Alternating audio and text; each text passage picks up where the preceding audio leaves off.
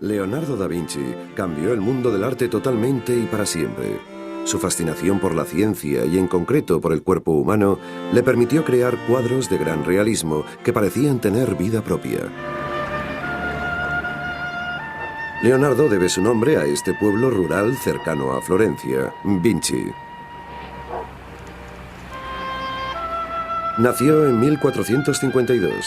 Su padre era un notario muy respetado llamado Ser Piero y su madre una campesina del lugar llamada Caterina. Ella y Ser Piero no se casaron, probablemente por la humilde condición de su madre, y a Leonardo lo crió su padre. Debido a su condición de hijo ilegítimo, no podía seguir el oficio de su padre.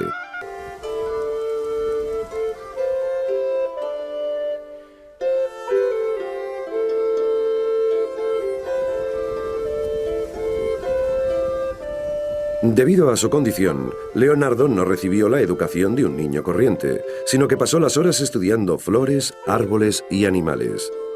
Durante toda su vida diría que la naturaleza fue el mejor maestro. Es más noble imitar las cosas de la naturaleza, que son de hecho imágenes reales, que imitar con palabras las palabras y acciones de los hombres.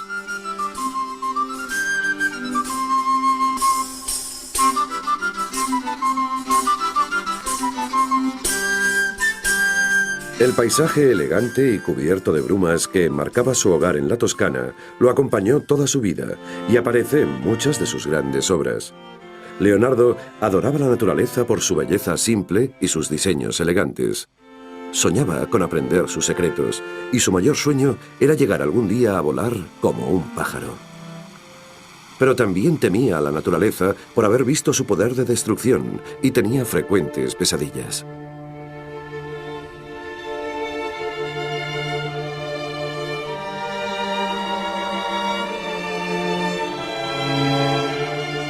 A pesar de estas pesadillas, Leonardo cumplió un bonito sueño en 1467, aproximadamente a los 15 años, cuando llegó a la mágica ciudad de Florencia para ser aprendiz en el taller de un artista. Es comprensible la ilusión del chico ante este trabajo con Andrea de Verrocchio, uno de los artistas más importantes de Florencia. Leonardo se encontró con la élite de la sociedad, incluidos los mecenas de Verrocchio, los Medici, la familia que gobernaba Florencia. El taller de Verrocchio era como una pequeña universidad de las artes, y Leonardo se entusiasmaba con las complicadas técnicas que aprendía. No solo pintaba y fundía bronce, también hacía muebles e incluso banderas para las procesiones. Se dice que el joven Leonardo sirvió de modelo a Verrocchio para su David por su belleza juvenil y su encanto.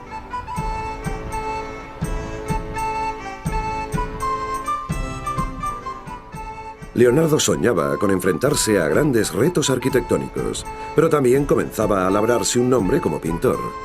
En 1472, el joven de 20 años quedó inscrito oficialmente en el gremio de pintores de Florencia y pronto conseguiría algunos encargos.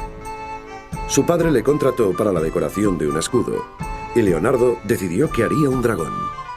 El escudo se perdió, pero se cuenta que Da Vinci disecó lagartijas, insectos y murciélagos y mezcló sus rasgos para crear una bestia horrible, que funcionó.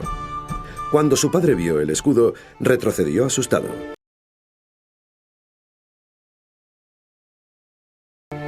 Hacia 1473, Verrocchio encomendó a Leonardo que pintase a un ángel en su bautismo de Cristo. Con esta pintura, su maestría asombró a todo el mundo, incluso a Verrocchio.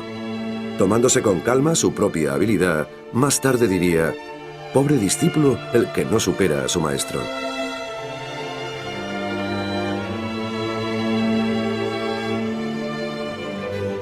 En la Florencia de 1470 abundaban los pensadores brillantes, astrónomos, geógrafos, filósofos y músicos.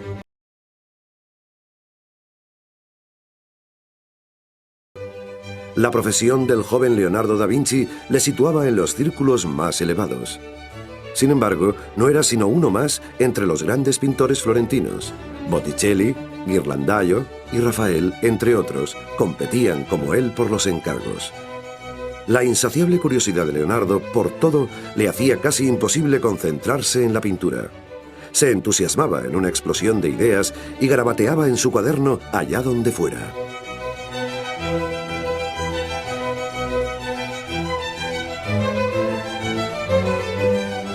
Sus notas van desde simples esbozos a apuntes sobre temas como la luz y las sombras.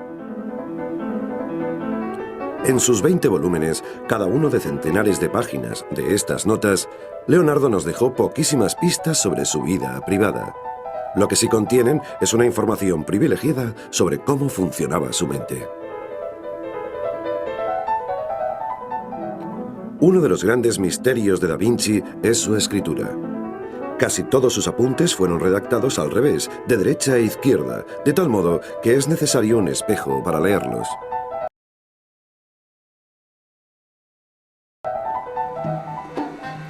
Además de tomar notas, Leonardo seguía a la gente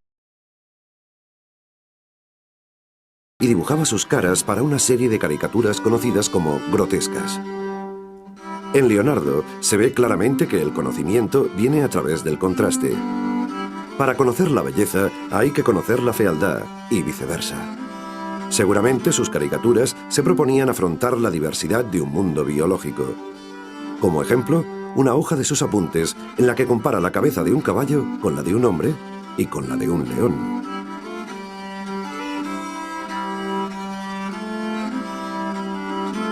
Si el pintor desea ver una cautivadora belleza, es dueño de crearla. Y si quiere ver cosas monstruosas que le aterroricen, o que sean graciosas, o que produzcan lástima, él es el amo y señor.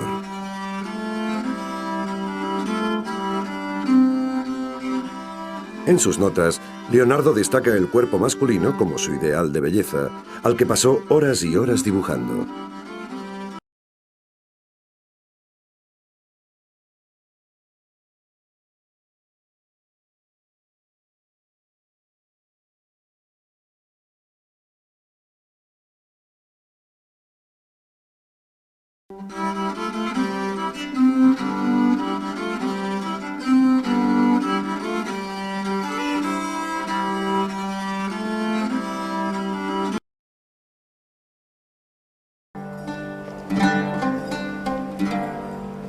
A principios de 1476, a los 24 años de edad, Leonardo se enfrentó al peor momento de su vida. Fue llevado ante los tribunales de Florencia y acusado públicamente. La acusación, anónima, había sido hecha por los llamados agentes de la noche florentinos, la policía moral. Y aunque parece que los cargos se retiraron por falta de pruebas, Leonardo sufrió la humillación pública. Su pintura de 1480 de San Jerónimo refleja quizá ese dolor. El santo delgado, angustiado, golpeándose el pecho con una piedra en el desierto. Además de darle poder emocional a su obra, Leonardo mostró con qué precisión era capaz de pintar la anatomía humana. Y le dio al retrato una perspectiva visual realista, la cual, afirmaba, sus contemporáneos apenas conocían. Un amigo al que criticaba era Sandro Botticelli. En El nacimiento de Venus, los personajes de Botticelli flotan como si estuvieran ante un decorado y no tienen esa tercera dimensión que Leonardo tanto apreciaba. Puede que Leonardo aventajara en mucho a sus colegas, pero cada vez era menos querido por los influyentes mecenas de Florencia. Botticelli, por ejemplo, era uno de los varios pintores que prácticamente lo eclipsaban. Leonardo tenía casi 30 años en 1481, cuando Lorenzo de Médicis recibió la petición del Vaticano de enviar a los mejores pintores de Florencia a Roma a decorar la nueva Capilla Sixtina. Botticelli fue elegido junto con casi todos los demás artistas principales de Florencia, pero a Leonardo lo hicieron a un lado. Fue otra humillación demoledora. De todos era conocido el genio de Leonardo, pero se le consideraba poco fiable. No mantenía el interés por el lienzo y a menudo no terminaba los encargos.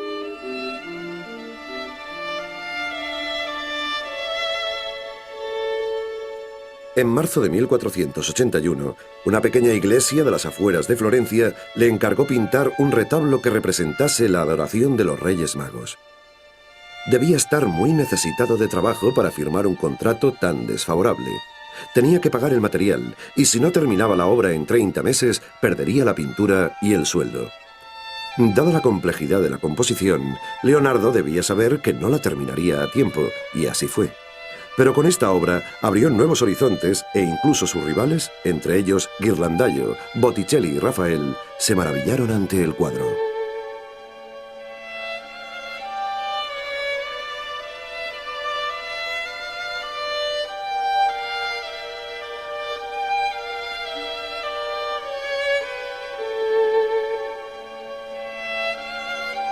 A un lado del cuadro pintó a un joven que no mira al niño Jesús.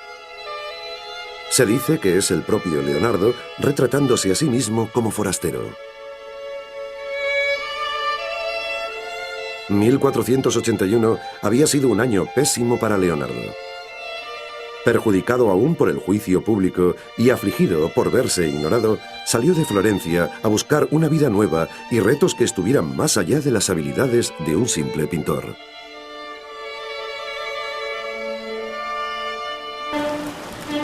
En 1482, con la esperanza de dejar atrás esos tristes años, Leonardo llegó a Milán. Pensaba que aquí tendría las oportunidades que le fueron negadas en Florencia. Pero para triunfar en esta ciudad, tenía que presentarse ante el poderoso duque Ludovico Sforza, conocido como el Moro. Le escribió una atrevida carta ofreciendo sus servicios, pero no como pintor, sino como ingeniero.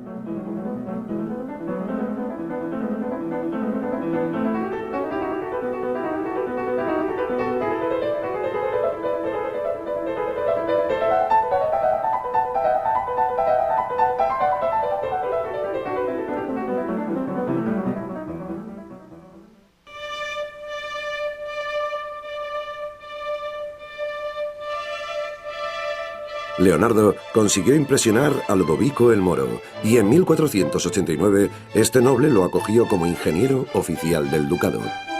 Ahora Leonardo estaba como pez en el agua. Sus responsabilidades iban desde la planificación de un sistema de cañerías interiores hasta el diseño de los trajes para los espectáculos de la corte. Leonardo construyó hasta un escenario giratorio.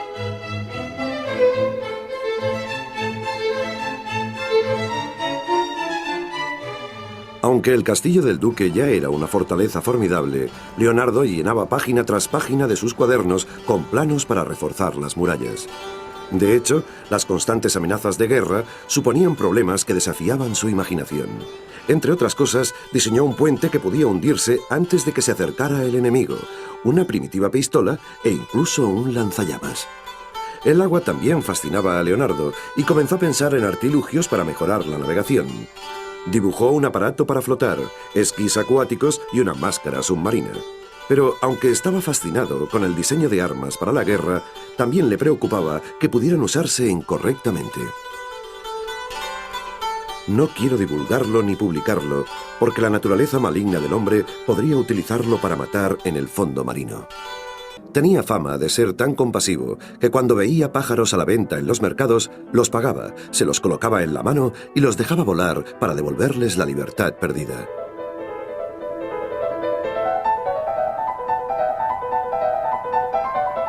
Pero Leonardo continuaba frustrando a sus mecenas por su terca obstinación. El 25 de abril de 1483 se le encomendó pintar un retablo que representase el nuevo dogma de la Inmaculada Concepción. El contrato exigía una imagen muy ornamentada e incluso especificaba los colores.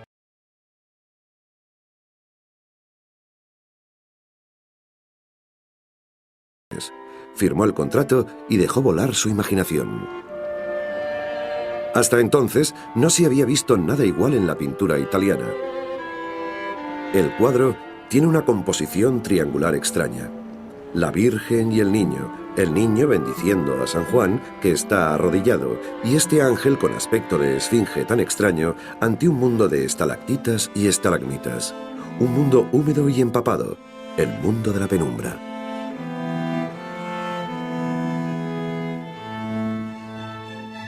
La pintura no era la principal disciplina para Leonardo. Estaba subyugado por el encargo que había soñado desde que llegó a Milán. Una enorme estatua para la dinastía Sforza que lo recordase. Leonardo disfrutaba tanto del reto tecnológico como del artístico.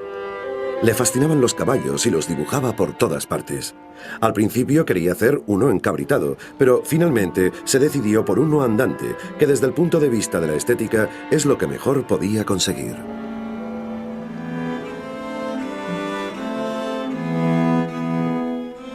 Leonardo creía que este sería el monumento eterno a su maestría científica y artística. Hizo un modelo de arcilla que deslumbró a los milaneses. Pero justo antes de que se fundiera el bronce para la estatua, el ejército francés irrumpió en la ciudad y amenazó la propia base de la dinastía Sforza. Las tropas de Sforza no podían equipararse con la superioridad armamentística de los franceses. Los italianos, desesperados, destinaron el bronce de la estatua de Leonardo a la urgente fabricación de artillería. Los sueños de Leonardo se habían desvanecido. El mandato de 300 años de la dinastía Sforza llegaba a su fin. Desanimado y amargado, Leonardo pensó en dejar Milán. A los 42 años de edad habían terminado los mejores días de su vida. Tendría que encontrar otro mecenas.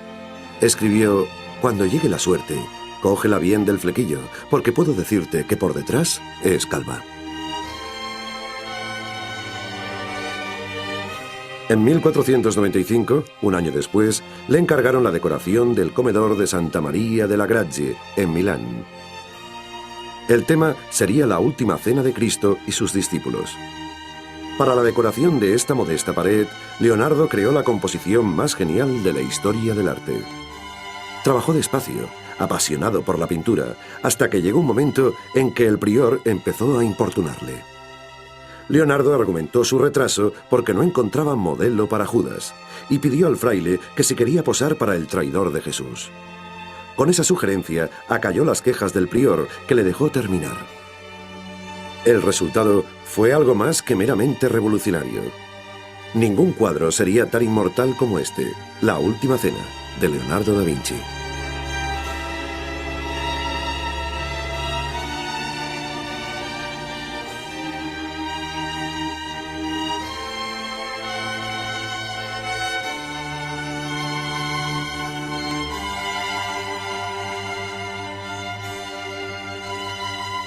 En vez de colocar a todos los personajes en fila, como se había hecho durante los 100 años anteriores, Leonardo subdividió a los 13 personajes en 5 grupos.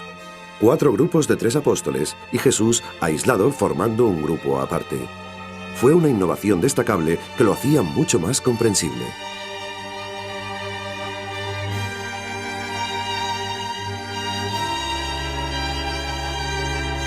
Leonardo quería pintar con calma y rehusó la técnica habitual del fresco, así que experimentaba. Mezclaba óleos y témpera directamente sobre la pared. El experimento no salió bien. Poco tiempo después que terminase el cuadro, la pintura empezó a desconcharse. Con la llegada del siglo XVI, hubo una gran demanda entre las damas italianas de los servicios de Da Vinci como retratista. Pero a él no le interesaban mucho estos encargos.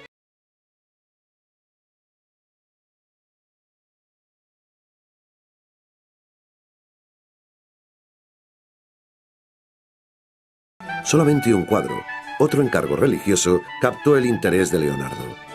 En 1501 empezó un esbozo de la Virgen sentada en el regazo de su madre, Santa Ana, dirigiéndose hacia el Niño Jesús. Con este cuadro, Leonardo ganó la admiración incondicional del mundo del arte florentino que tanto le había ignorado en su juventud.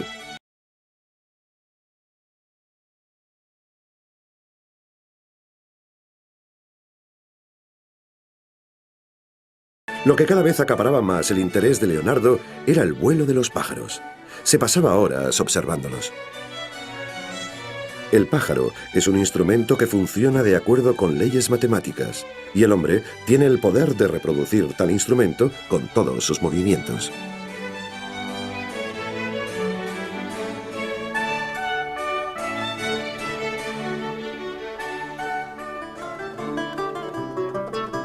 Leonardo también dibujó una máquina parecida al helicóptero moderno. Pero era una idea, no un invento, y de haberse construido, seguramente no hubiera levantado el vuelo. Sin embargo, el alcance de la inventiva técnica de Leonardo es asombroso. Dibujó todo tipo de artilugios que, de algún modo, se usan hoy en día, desde el paracaídas hasta la bicicleta, con detalles que anticipan las modernas versiones. Este esbozo burdo, hecho por un ayudante, muestra la importantísima cadena de la bicicleta. En esta misma página, y el nombre Salai, un ayudante que se incorporó al taller de Leonardo en 1490. Seguramente Leonardo lo aceptó y podía servirle como modelo. Salai era un pintor mediocre y no llegó a aprender mucho.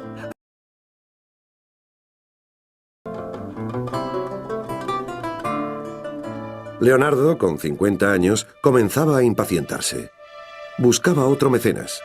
En 1502, el poderoso duque Cesare Borgia, dibujado aquí por Leonardo, lo contrató como ingeniero militar. Borgia era un guerrero despiadado que había salido a la conquista de la Italia central y estaba intrigado por los diseños que hacía Leonardo de todo tipo de máquinas bélicas, como ballestas gigantes, un tanque que se movía.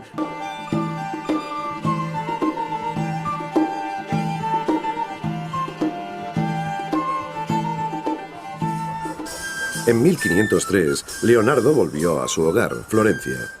Había ganado tan buena fama durante sus años en Milán que Florencia la recibió con los brazos abiertos. Pero, aun siendo famoso, había un artista más joven que él y con más protagonismo, Miguel Ángel.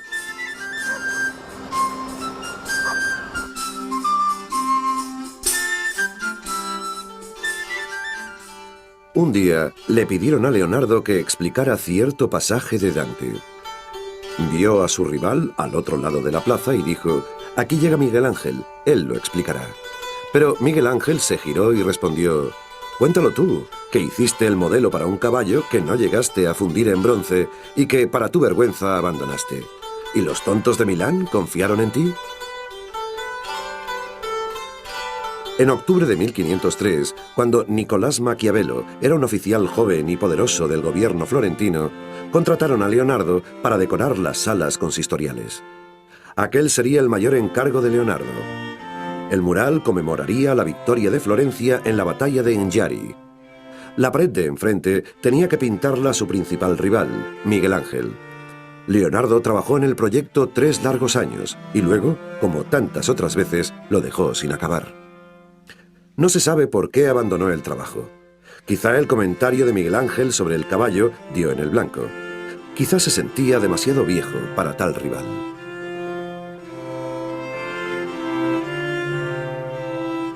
En 1506, y puede que por reconocer que Florencia se rendía a Miguel Ángel, Leonardo partió por segunda vez. Pero antes recibió el encargo de un rico mercader florentino que deseaba un retrato de su joven esposa, Mona Lisa.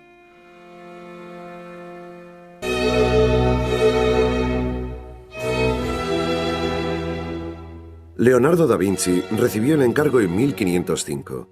Esta solicitud, aparentemente menor, produciría el cuadro más celebrado de la historia del arte.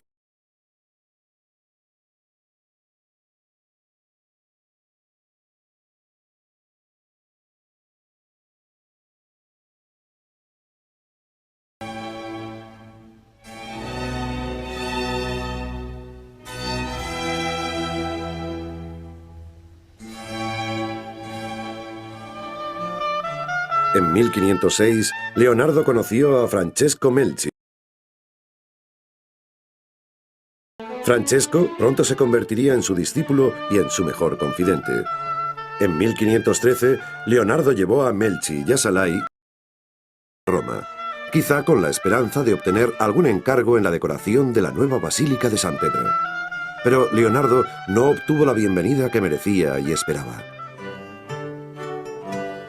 Hacía tiempo que estaba más interesado en la ciencia que en la pintura. Le fascinaba el funcionamiento del cuerpo humano. Nunca fue religioso. Así que detallaba sistemáticamente cada parte del cuerpo. En un hospital encontró un hombre de 100 años y se sentó a esperar pacientemente a que muriera para poder diseccionarlo y ver qué había causado una muerte tan pacífica. El informe que hizo es la primera descripción de la arteriosclerosis, o endurecimiento de las paredes de las arterias.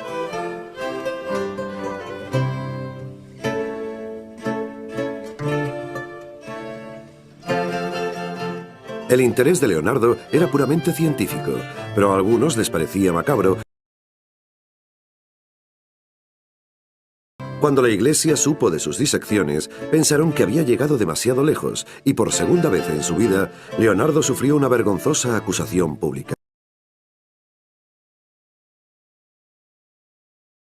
En 1514, el Vaticano terminó con sus estudios. Leonardo se volvió taciturno y comenzó una serie de retratos gráficos y literarios sobre su visión del fin del mundo. Creía que el Armagedón llegaría acompañado de tormentas e inundaciones. Quizá eran las pesadillas que le habían perseguido desde niño. Entre sollozos y llantos se encontraban los hombres, las mujeres y los niños.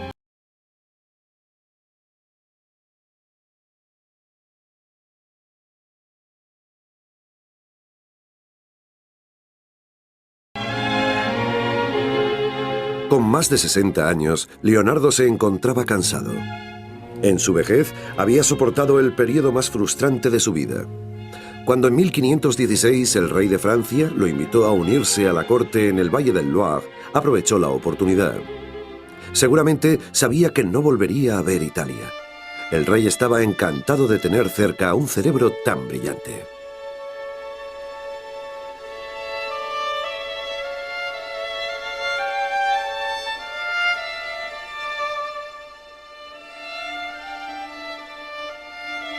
Tras su llegada a Francia, sobre 1518, se dice que Leonardo sufrió un derrame cerebral. Pasó los días siguientes concentrado en complicados rompecabezas geométricos. En abril de 1519, pocos días después de cumplir los 67, llamó a un notario para hacer testamento. Repartió sus bienes entre sus ayudantes, dejándole la mayoría al que le merecía mayor confianza, Melzi. Y aunque nunca había sido muy religioso, de repente pidió que se le instruyera en el catolicismo. Tras derramar un mar de lágrimas, confesó sus pecados. Claro que Leonardo murió en el cálido refugio de los franceses. Como un día bien empleado procura un dulce sueño, así una vida bien utilizada conduce a una dulce muerte.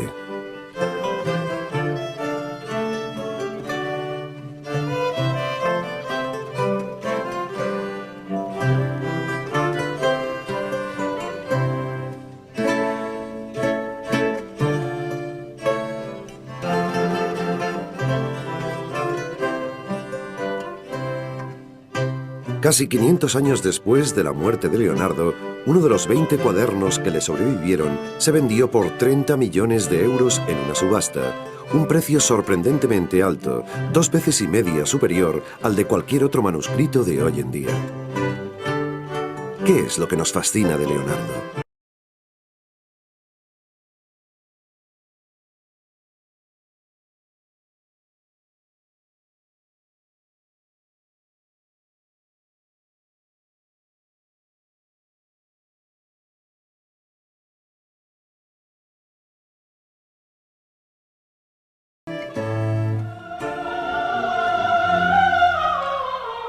Los avances de Leonardo en la representación de la perspectiva y la emoción en la pintura fueron revolucionarios.